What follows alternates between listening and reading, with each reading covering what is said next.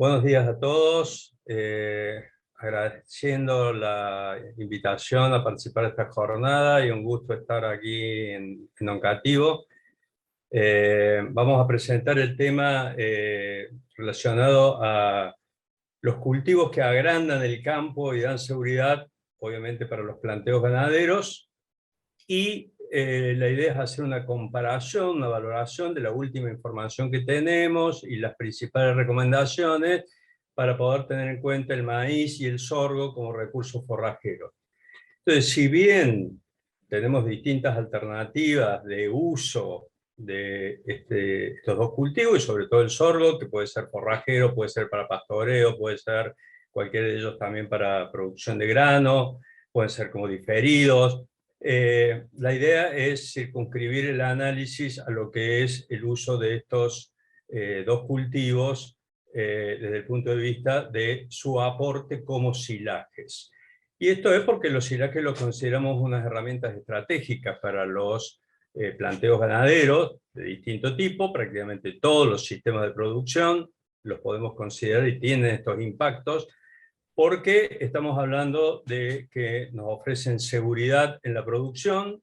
Obviamente conocemos las diferencias agronómicas del sorgo respecto al maíz, por eso decimos especialmente con sorgo, porque estamos considerando que las condiciones ambientales, ya sea de efecto año o ambientes y efecto suelo, nos podemos aprovechar lo que son los beneficios de la rusticidad del sorgo respecto al maíz. Entonces, tenemos esas dos alternativas para combinarlas, para usarlas según las circunstancias tanto de lote como de zona o de año, de pronóstico, donde hay un comportamiento sin duda diferencial. Y decimos que dan seguridad porque tenemos una reserva forrajera que sabemos cuánto contamos, sabemos que la vamos a poder utilizar y no tenemos la dependencia, digamos, de lo que ocurre con las pasturas, el crecimiento de las pasturas que nos ocasionan problemas de disponibilidad forrajera en muchos casos.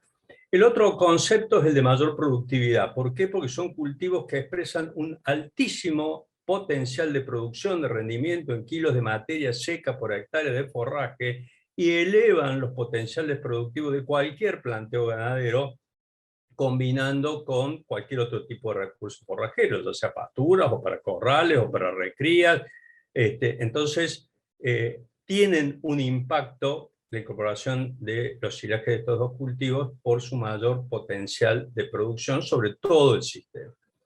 Le da mejor oportunidad para el uso de los otros alimentos, estamos hablando de pasturas, se complementa perfectamente bien para poder usar las pasturas en el momento que tenemos la máxima producción, y cuando tenemos disminuciones de la producción o cuando no tenemos producción de pastura, tenemos los silajes como un alimento que en sí es bastante completo, tiene fibra, tiene grano, tiene concentrado. Vamos a ver algunas diferencias en su características nutricionales, pero es un alimento que lo único que le falta es algún aporte extra de proteína.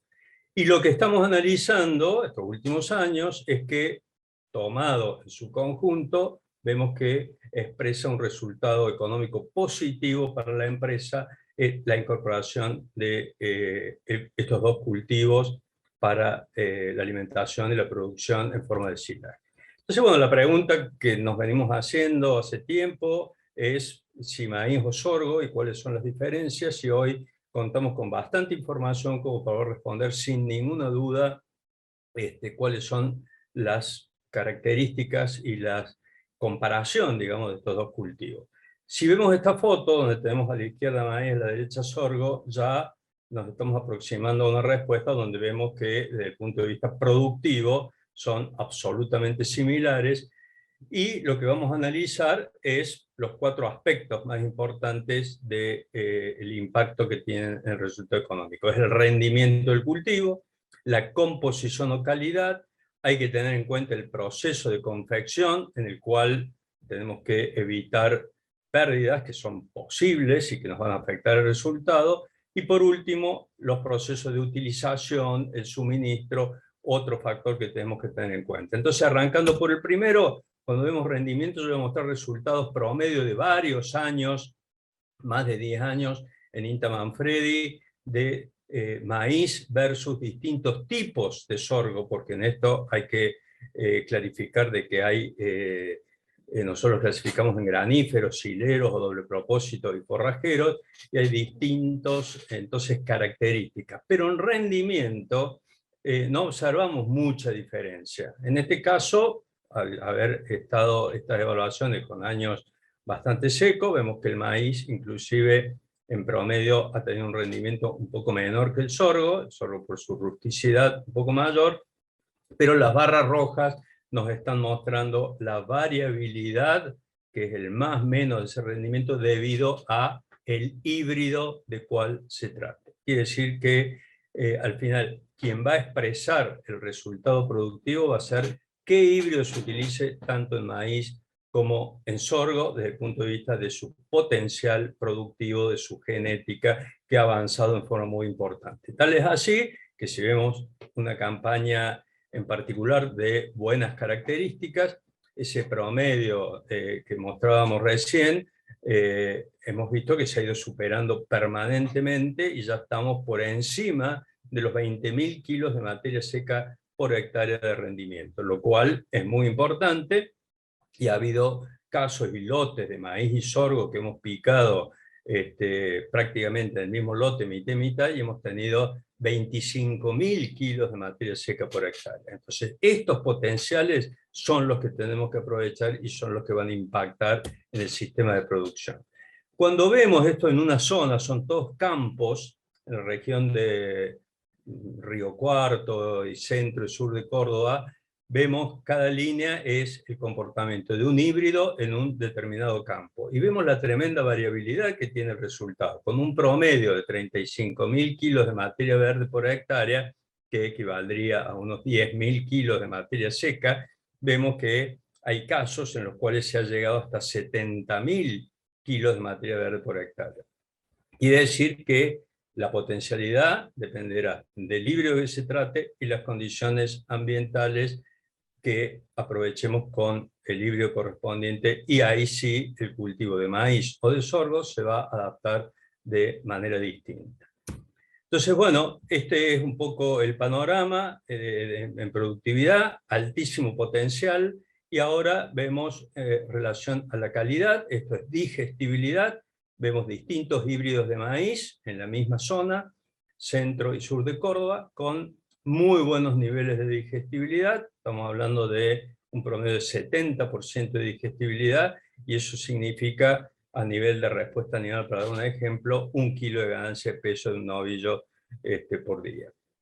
Cuando vemos en los sorgos, ya el panorama es distinto, porque depende cuál sea el tipo de híbrido en cuanto a la participación de grano respecto a los otros componentes. O sea, si hay alto componente o participación de tallo, como en los forrajeros, la cantidad de grano es menor.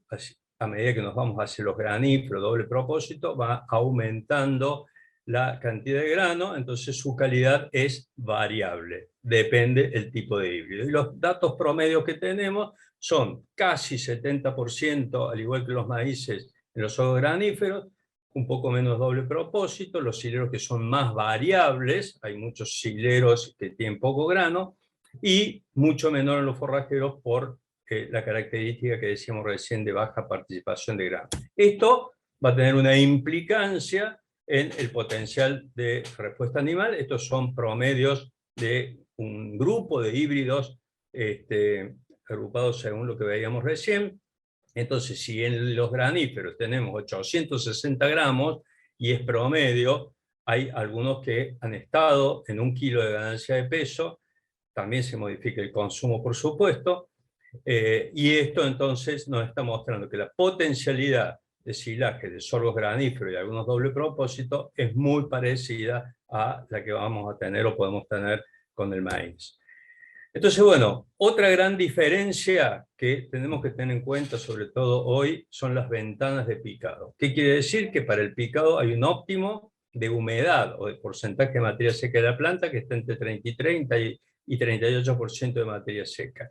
Y ahí sí hemos observado que los distintos cultivos, este es un sorgo, como se presentaría en el momento óptimo de picado, que presentan para la planificación del picado diferencias muy importantes. Entonces, de nuevo, la humedad de la planta como porcentaje de materia seca es el principal indicador. En los sorgos hay una ventana de picado que cambia según el tipo de sorgo. Es de 17 días en los graníferos, 20 en los doble propósito, 25 en los hileros, 33 en los forrajeros, porque la tasa de desecación, que es cómo se va secando en el tramo final del cultivo, va cambiando. Se secan más rápido los graníferos porque tienen grano y el grano es el componente que más rápido se seca, y a medida que vamos a hacer los forrajeros se secan muy lentamente. Entonces, ¿cuál es el problema? Que a los forrajeros les cuesta mucho llegar a la humedad adecuada y siempre tienen exceso de agua, lo cual complica una buena confección. Esta variación que vemos en los sorgos, si la comparamos con maíz, vemos que en promedio el maíz la tasa de desecación es 0,5. O sea que la ventana de picado es 10 días, menor, casi la mitad, que los sorgos, sobre todo graníferos y sileros. Ahora, lo otro, que el rango de variación según los híbridos de maíz va entre 0,45 y 0,75. Quiere decir que 0,45 es una desecación más lenta, lo que nos daría una ventana de picado más amplia, y un híbrido de 0,75 se seca muy rápido y nos achica la ventana de picado. Por lo tanto, hay una diferencia muy importante a la hora de seleccionar híbridos de maíz para silaje, y uno de los criterios principales hoy es mayor ventana de picado, o sea, menor tasa de secación. Y los de mayor tasa de secación serían los ideales y convenientes para producción de grano, porque la planta seca rápido y nos podemos anticipar en la cosecha. Entonces acá hay un criterio importantísimo, nuevo, y las empresas empiezan a proponer ya y medir sus híbridos según la ventana de picado y recomendar aquellos para silaje en los que nos ofrezcan la mayor ventana de picado. Esto, ventana de picado, ¿qué es? Es cómo se va secando la planta a través del tiempo. Estos serían los gráficos, las mediciones que dan origen a esas tasas que mostramos recién. Y esto se mide una vez por semana, la humedad de la planta, y se determina para cada híbrido cuál es la tasa de desecación. Quiere decir que esto lo puede hacer el propio productor, lo puede ir midiendo, lo puede ir siguiendo, y todo esto favorece la planificación del momento óptimo de picado como una condición importantísima para asegurar la calidad del silaje en su proceso de confección.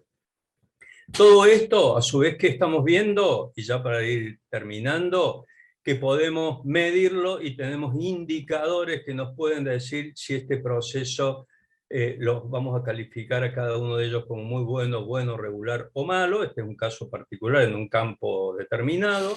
Quiere decir que son 25 indicadores, que es lo que tenemos que mirar, lo que tenemos que medir y lo que tenemos que tener en cuenta para evaluar este proceso de producción y utilización y resultado en el uso de silaje.